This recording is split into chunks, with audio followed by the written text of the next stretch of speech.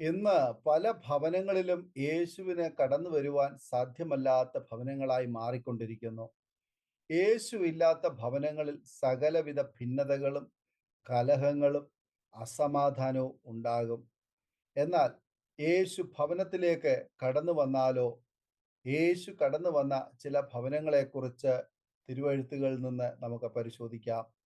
ഒന്ന്, കഫർന്നഹൂമിലെ ഭവനം. ചില ദിവസം കഴിഞ്ഞ ശേഷം അവൻ പിന്നെയും കഫർന്നഹൂമിൽ ചെന്നു. അവൻ വീട്ടിലുണ്ടെന്ന് ശ്രുതിയായി. മർക്കോസ് 2:1. നാലാൾ പക്ഷപാതക്കാരനെ ചുമന്നുകൊണ്ട് ആ ഭവനത്തിലേക്ക് കൊണ്ടുവരികയും പുരുഷാരം നിമിത്തം യേശുവിനെ സമീപിക്കുവാൻ സ്ഥലം ഇല്ലാത്തതിനാൽ മേൽപ്പുര പൊളിച്ച് പക്ഷപാതക്കാരനെ കിടക്കയോട് കൂടി ഇറക്കി വയ്ക്കുകയും അവരുടെ വിശ്വാസം കണ്ട് യേശു പക്ഷപാതക്കാരനെ സൗഖ്യമാക്കുകയും ചെയ്യുന്ന ഭാഗമാണ് ഇത്. യേശു ഭവനത്തിലേക്ക് വന്നാൽ സൗഖ്യം ലഭിക്കും. യേശു ഭവനത്തിലേക്ക് വന്നാൽ ആ ഭവനത്തെ നാട്ടുകാർ തിരിച്ചറിയും. ആ ഭവനത്തിൽ നിന്ന് ദൈവവചനം ഒഴുകും. അത് കേൾക്കുവാൻ അനേകർ വന്ന് എത്തുകയും ചെയ്യും. യേശുവിന് കയറി വരുവാൻ നാം ഭവനങ്ങളെ തുറന്നു കൊടുക്കണം. കഫർന്നഹൂമിലെ ഭവനം യേശുവിന് തിരുവചനം പ്രസ്താവിക്കുവാനുള്ള ഭവനമായി. ആ വീട്ടുടയവൻ അതിനെ സജ്ജമാക്കി. ഫലമോ, അവിടെ രോഗസൗഖ്യം ഉണ്ടായി. അനേകർക്ക് യേശുവിൻ്റെ വചനങ്ങൾ ആശ്വാസമേകുവാൻ അത് മുഖാന്തരമായി. 2, സക്കായിയുടെ ഭവനം. രക്ഷ കടന്നു വരാത്ത ഭവനമായിരുന്നു സക്കായിയുടെ ഭവനം. സക്കായി ചുങ്കക്കാരനായിരുന്നു. ധാരാളം ധനം ഉള്ളവനും പ്രശസ്തിയും സ്വാധീനവും ഉള്ളവനായിരുന്നു. എന്നാൽ അവന് ചില കുറവുകൾ ഉണ്ടായിരുന്നു. യേശുവിനെ കുറിച്ച് കേട്ടിരുന്ന സക്കായി യേശുവിനെ കാണുവാനാണ് മരത്തിൽ കയറിയത്. ആരെങ്കിലും യേശുവിനെ കാണുവാൻ ഇച്ഛിച്ചാൽ യേശു അവനെ തേടി വരും. യേശു സക്കായിയെ കാണണമെന്ന് സക്കായി ഒരിക്കലും ആഗ്രഹിച്ചിരുന്നില്ല. എന്നാൽ യേശു അവനെ തേടി വന്നു എന്ന് മാത്രമല്ല, അവനോട് ഇങ്ങനെ പറഞ്ഞു: സക്കായിയെ, വേഗം ഇറങ്ങി വാ, ഇന്ന് ഞാൻ നിന്റെ വീട്ടിൽ പാർക്കേണ്ടതാകുന്നു.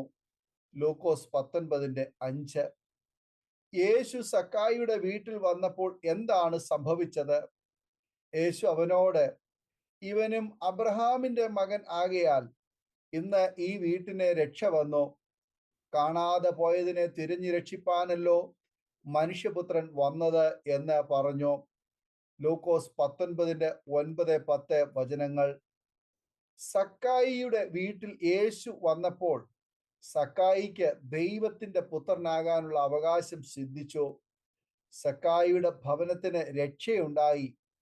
യേശു ഭവനത്തിലേക്ക് വന്നാൽ നമ്മുടെ കുറവുകളെക്കുറിച്ച് നാം ബോധവാന്മാരാകും. അപ്പോൾ വിട്ടുകൊടുക്കുവാൻ നാം തയ്യാറാകും. സക്കായി യേശുവിനോട് പറഞ്ഞു: കർത്താവേ, എൻ്റെ വസ്തുവകയിൽ പാതി ഞാൻ ദരിദ്രർക്ക് കൊടുക്കുന്നുണ്ട്. വല്ലതും ചതിവായി വാങ്ങിയിട്ടുണ്ടെങ്കിൽ 4 മടങ്ങ് മടക്കി കൊടുക്കുന്നു എന്ന് പറഞ്ഞു. ലൂക്കോസ് 19:8. സക്കായി യേശുവിനെ ഭവനത്തിൽ സ്വീകരിച്ചപ്പോൾ തന്നിലെ കുറവുകളെക്കുറിച്ച് സക്കായി ബോധവാനായി. വിട്ടുകൊടുക്കുവാൻ തയ്യാറായി. 3, കനാവിലെ കല്യാണ ഭവനം. കനാവിലെ കല്യാണനാൾ വീഞ്ഞു തീർന്ന് പോയതും മാതാവിന്റെ അപേക്ഷയാൽ യേശു പച്ചവെള്ളം വീഞ്ഞാക്കിയതുമായ സംഭവം എല്ലാവർക്കും സുപരിചിതമാണല്ലോ. യേശു ഭവനത്തിൽ വന്നാൽ കുറവുകൾ പരിഹരിക്കപ്പെടും. നമ്മുടെ ഭവനത്തിൽ സകല അവസരങ്ങളിലും നാം യേശുവിനെ ക്ഷണിക്കണം. പലതരം പ്രയാസഘട്ടങ്ങളും ആനന്ദ മുഹൂർത്തങ്ങളും ഭവനങ്ങളിൽ ഉണ്ടാകും. ഏത് സാഹചര്യത്തിലും ആദ്യം യേശുവിനെ നാം ക്ഷണിക്കണം. അപ്പോൾ ഏത് കുറവുകളെയും ദൈവം പരിഹരിച്ച് തരും. 4, മാർത്തയുടെയും മറിയയുടെയും ഭവനം. ഏക സഹോദരൻ ലാസർ മരണപ്പെട്ടപ്പോൾ ആ ഭവനം ഒരു വിലാപ ഭവനമായി മാറി. വരുവാൻ ആളയച്ചിട്ടും യേശു വന്നില്ല. ലാസറിനെ കല്ലറയിൽ വെച്ച് 4 ദിവസമായി. അപ്പോൾ യേശു വന്നു.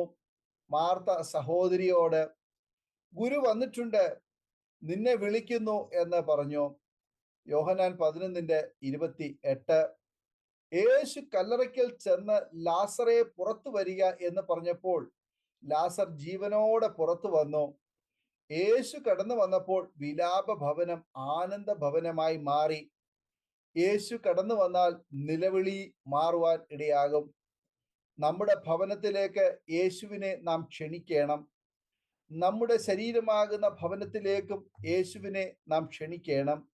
യേശു വന്നാൽ സൗഖ്യം ഉണ്ടാകും. യേശു വന്നാൽ രക്ഷ നേടും. യേശു വന്നാൽ നമ്മിലെ കുറവുകൾ ബോധ്യപ്പെടും. വിട്ടുകൊടുക്കുന്നതിൽ നാം സന്തോഷം അനുഭവിക്കും. യേശു വന്നാൽ കരച്ചിൽ നിലയ്ക്കും. വിലാപ ഭവനങ്ങൾ വിരുന്നു ഭവനങ്ങളായി മാറും. അതിനാൽ ഭവനങ്ങളിലെ വാതിൽ യേശുവിനായി നമുക്ക് തുറന്നിടാം. ഈ വചനങ്ങളാൽ ദൈവം നമ്മെ അനുഗ്രഹിക്കുമാറാകട്ടെ. ആമേൻ. ഓർമ്മയുടെ മനോരഥത്തിൽ മായാത്ത ഓർമ്മയ്ക്കായി അരോമ മാട്രിമോണിയിൽ നിന്നും ജീവിത പങ്കാളിയെ കണ്ടെത്തൂ. നിങ്ങൾ ഒരു ക്രിസ്തീയ ജീവിത പങ്കാളിയെ അന്വേഷിക്കുകയാണോ? അതോ മക്കൾക്ക് അനുയോജ്യമായ ഒരു തക്ക തുണയ്ക്ക് വേണ്ടി പ്രാർത്ഥിക്കുന്ന വ്യക്തിയാണോ? എങ്കിൽ അരോമ മാട്രിമോണി നിങ്ങൾക്ക് വേണ്ടിയാണ്. ഇന്നു തന്നെ സൗജന്യമായി രജിസ്റ്റർ ചെയ്യൂ. അരോമ മാട്രിമോണിയുടെ പ്രത്യേകതകൾ: രജിസ്ട്രേഷൻ തികച്ചും സൗജന്യം. ലോകത്തെവിടെയുമുള്ള അനുയോജ്യമായ ക്രിസ്തീയ ജീവിത പങ്കാളിയെ തിരഞ്ഞെടുക്കാം. വിവാഹം നടക്കുന്നതുവരെ സർവീസ് ലഭിക്കുന്നു.